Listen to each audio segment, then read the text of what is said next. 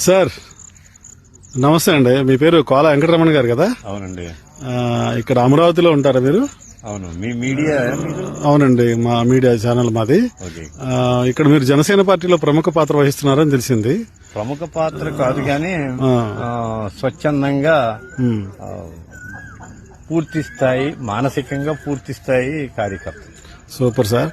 ఇప్పుడు మాకు చిన్న డౌట్ సార్. ఇప్పుడు రాజకీయ కోణంలో ఒక చిన్న క్వశ్చన్ వేస్తాము, దానికి క్లారిటీ ఇవ్వగలుగుతారా? చెప్పండి, మీరు వేసే క్వశ్చన్ బట్టి ఉంటుంది. Okay, thank you sir. ఇప్పుడు మన ఆంధ్రప్రదేశ్ రాష్ట్రంలో రాజకీయ పార్టీలలో మాక్సిమం చాలా మంది కొన్ని కులాలు ఉన్నాయి సార్. మెయిన్ కులాలు మూడు ఉన్నాయి, పొలిటికల్ క్యాస్ట్లు. ఈ పొలిటికల్ క్యాస్ట్ లో రెడ్డిస్ ఒక 90% వైఎస్ఆర్సీపీకి ఉంటారు, అంటే అది వాళ్ళ విభాగం సార్. అలాగే చౌదరీస్ ఉంటారు సార్, వాళ్ళు మాక్సిమం 95% టీడీపీ వైపు ఉంటారు సార్. మరి అలాగే ఇప్పుడు బీసీ క్యాస్ట్ అంటున్న నాయుడు బ్యాచ్ ఏదైతే ఉందో వీళ్ళందరూ 30% అటు వైఎస్ఆర్సీపీలో ఉంటారు, ఇటు చౌదరి మన టీడీపీ పార్టీలో ఉంటారు. మరి ఇప్పుడు మీరు జనసేన పార్టీలో ఉన్నారు కదా, ఈ జనసేన పార్టీ తరఫున నాయుడులు ఎక్కువ మంది ఉండకపోవడానికి గల కారణాలు ఏమంటారు? జవాబు దొరకని ఒక ఈజీ క్వశ్చన్ అడిగారు. ఓకే, ఇది ఒక రైలు పట్టాలు కలవటం అంటే అంత జరగదు. ఈ క్వశ్చన్ కి ఆన్సర్ అలాగే దొరకదు. ఎందుకని? కానీ కారణం ఏంటంటే వాళ్ళు ఉండేది 3% జనమే, 4%. కాపులు ఉండేది 27%. జనాభా మంది ఎక్కువైతే మధ్యకి పంచడం అవుతుంది అనేది ఒక వీళ్ళకి వర్తిస్తుంది. ఓకే, అన్నిటికంటే ముఖ్యంగా కాపు కులంలో వయసు పెరిగిన వాళ్ళని ఎక్స్పైరీ డేట్ కింద చూస్తారు. చౌదరీస్ లో, రెడ్డిస్ లోనే కాదు, మార్వాడీస్, వైశ్యాస్, మిగతా బ్రాహ్మిన్స్ లో కూడా వయసు పెద్దోడిని ఎక్స్పీరియన్స్డ్ క్యాండిడేట్ గా చూస్తారు. ఒక ఎక్స్పీరియన్స్డ్ క్యాండిడేట్ గా చూసినప్పుడు వాడికి ఒక గౌరవం దొరుకుద్ది, వాడు చెప్పిన సలహాలు వింటే మనకు ఒక దారి దొరుకుద్ది. ఈ క్యాస్ట్ లో వచ్చరికి ఏంటంటే చిన్నప్పటి నుంచి కూడా వ్యక్తిగతంగా ఇండివిజువల్ హీరోస్ ఎక్కువ కాపుల్లో, ఎవరికాడే హీరో.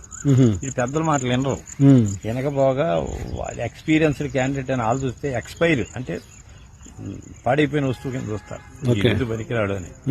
అది ఒక మేజర్ కారణం. అయితే పొలిటికల్ కోణంలో ఆలోచిస్తే ఎక్కువగా పొలిటికల్ కోణంలో ఆలోచిస్తే ఏమవుతుందంటే పూర్వం నుంచి కాపుల్లో వ్యవసాయమో, ఉద్యోగమో, చిన్న చిన్న వ్యాపారాలు చేసుకునే వాళ్ళే కానీ రాజకీయంగా తిరిగిన వాళ్ళు చాలా తక్కువ. రాజకీయంగా తిరిగేవాడిని ఒక బేవర్ సేవలా చూడడం కూడా అలవాటు ఉంది. ఆడి మా ఆవిడ రాజకీయాలు తొలిగిపోవడండి, ఆ పదికమైన రాజకీయాలు మా ఆవిడ చేయడు. అందులో మేము కొంచెం సాంప్రదాయమైన కుటుంబం అనే మాట్లాడడం నేను చాలాసార్లు విన్నాను.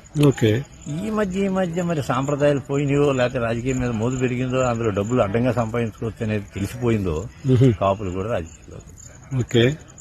రాజకీయం మాకు దిశ చెప్పడానికి ఒక నాయకుడు, సరైన నాయకుడు ఎవడో లేడు.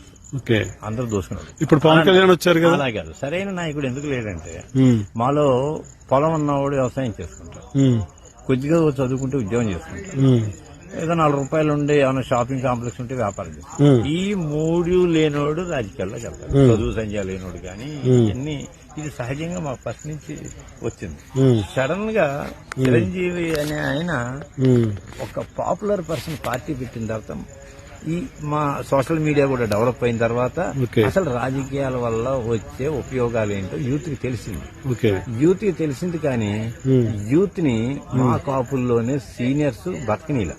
ఎలాగా వాళ్ళు ఇదివరకు ఆడ పంచడం, వైఎస్ఆర్సీ అది కాంగ్రెస్ రెడ్లు పంచడం, టీడీపీలో ఉన్న చౌదరీస్ పంచడం, వాళ్ళ బొమ్మాలమ్మట వాళ్ళు ఏలాడడం, వాళ్ళ సూర్యుల బొట్టికి ఏలాడడం, వాళ్ళ పంచంలో దేకడం అలవాటైపోయి అరే మనోడు కూడా ఒక పార్టీ పెట్టాడు, మనం ముందుకు వెళ్దాం అనేది వచ్చిన యూత్ ని కూడా ఈ దేకటం అలవాటు ఉన్న వాళ్ళు ముందుకు పోనీలా. దాని ఎఫెక్ట్ చిరంజీవి మీద పడింది బాగా. ఇప్పుడు పవన్ కళ్యాణ్ వచ్చినా పవన్ కళ్యాణ్కి కుల అభిమానాలు, కుల అభిమానం ఉంటది కానీ కుల గజ్జిలేదే. సమాజం అంతా బాగుండాలి, అందరూ బాగుండాలి అని కోరుకుంటారు. అలాగే ఏజెన్సీలో ఉన్న ట్రైబల్స్ అందరూ కాపులు అయింది. అక్కడ రోడ్లు ఎందుకు వేయించాడు? అవును. అలాగే ఉద్దానంలో కిడ్నీ బాధితులు కాపుల కాదు కదా, వాళ్ళందరికీ ఎందుకు చేశాడు?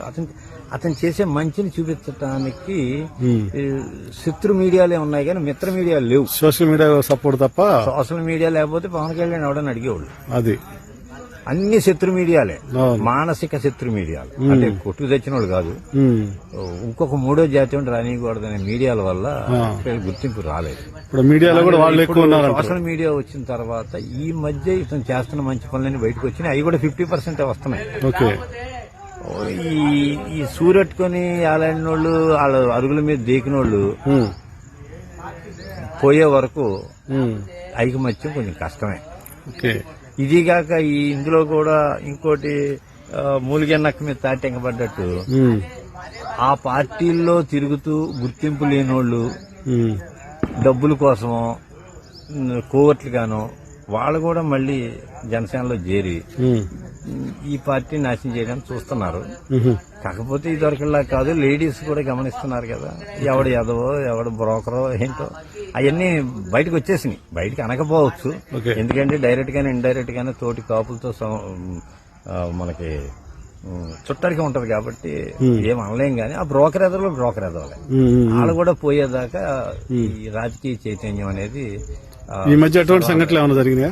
చాలా ఉన్నాయి. ప్రతి పల్లెటూరులో ఉన్నాయి. ప్రతి పల్లెటూరులో బ్రోకర్ ఉన్నాడు. ప్రతి పల్లెటూరులో కోవర్ట్, అంటే వేరే పార్టీ కోవర్ట్లు అంటే వాళ్ళు సూర్యులెట్టుకి ఆలాడేవాళ్ళు. ఓకే. ఆడేం నాయకుడు కాదు, పాడు కాదు.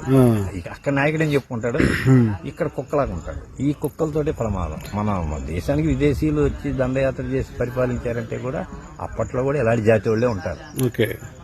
కులం అనేది ఏంటంటే ఏదో గుర్తింపు కోసమే గానీ ఒకే తల్లి గడుపున కుక్కకే 12 గోళ్లు కుక్క పుడుతుంది, 20 గోళ్లు కుక్క పుడుతుంది, 18 గోళ్లు కుక్క పుడుతుంది. అలాగే ఒకే తల్లి గడుపున ఎదవా పుడతాడు, మంచోడు పుడతాడు. ఇప్పుడు పవన్ కళ్యాణ్ గారు ఆంధ్రతో పాటు తెలంగాణలో కూడా పోటీ చేస్తామంటున్నారు కదా. ఆడు భారతదేశం మొత్తం నాదనుకుంటున్నాడు కాబట్టి ఒరిస్సా కూడా వెళ్తాడు. వద్దంటారా? అంతేనా? ఓకే. అతనిలో తమిళనాడు వెళ్ళాడు, జనం వచ్చారు. మహారాష్ట్రలో జనం వచ్చారు. ఎందుకు వచ్చారు?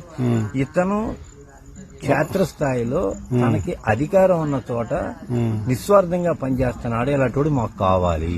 ఓకే. రాముడి యొక్క పద్ధతులు మనం పాడేస్తున్నా. రాముడు ఏ కులం చూస్తున్నావా? హనుమంతుడు అసలు మానవ జాతే కాదు. కానీ అటువంటిది మనం ఆయనలో ఉన్నటువంటి నీతిని చుట్టలేదా?